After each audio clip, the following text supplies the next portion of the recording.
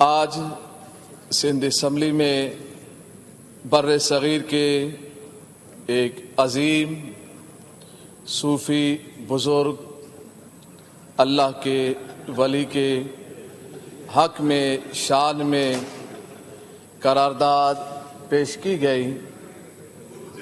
بڑی خوشی کی بات ہے کہ ہم ان ہستیوں کو یاد کر رہے ہیں جن کے لیے میرا رب فرماتا ہے ان رحمت اللہ قریب من المحسنین، رب کے پیاروں کے رحمت قریب ہے۔ جب رحمت ان کے قریب ہے، ان اللہ والوں کا تذکرہ کریں گے، ذکر خیر کریں گے، سندھ اسمبلی میں کریں گے تو یقیناً یہاں سے ان کے فیوز و برکات ہمیں حاصل ہوں گی۔ ہم ان کے نقش قدم پر چلنے کی کوشش کریں، صرف قرارداد لانے تک نہیں بلکہ جو انہوں نے زندگی گزاری ہے اس زندگی کی طرف جائیں۔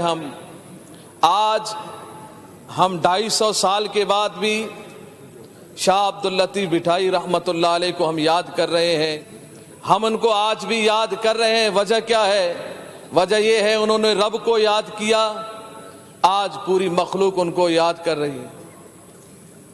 تو ہمیں بھی ان کے نقش قدم پر چلنا چاہیے۔ انہوں نے یہ مقام کہاں سے پایا؟ ان کو یہ مقام کہاں سے ملا؟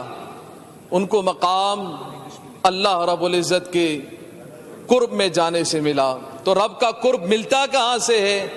رب کی عبادت کرنے سے ملتا ہے۔ میں اس سے قبل بھی کئی مرتبہ اسمبلی میں یہ بات میں کہہ چکا ہوں اور تمام ممبر حضرات کے لیے دوبارہ توجہ طلب بات ہے کہ ہمیں شاہ عبداللطیف بھٹائی رحمۃ اللہ علیہ کے نقش قدم پر چلنا چاہیے، مگر افسوس کی بات ہے ہم نہیں چلتے ہیں۔ ابھی بھی آذان ہوئی، اکثر لوگ یہاں بیٹھے ہوئے تھے، نماز نہیں پڑھی کسی نے۔ ماشاءاللہ ماشاءاللہ ماشاءاللہ ماشاءاللہ، یہ بھی خوشی کی بات ہے کہ بہت سارے ممبر یہ اظہار کر رہے ہیں کہ ہم نماز پڑھ کے آئے مگر کچھ خاموش ہیں۔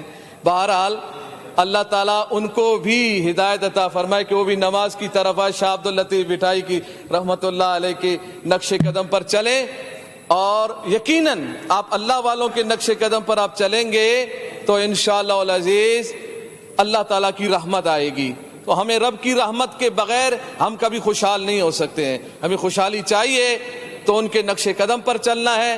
ہمیں ان کے نقش قدم پر چلنے کے لیے سب سے پہلی اور اہم بات یہ ہے کہ ہم نماز قائم کریں، ہم جھوٹ سے بچیں، ہم سود سے بچیں، ہم زناکاری سے بچیں، ہم شراب خوری سے بچیں، ہم ہر اس گناہ سے بچیں جو اللہ تعالیٰ کی ناراضگی کا سبب ہو۔ ہم اپنے رب کو راضی کریں گے، انشاءاللہ العزیز یہ پورا پاکستان خوشحال ہوگا۔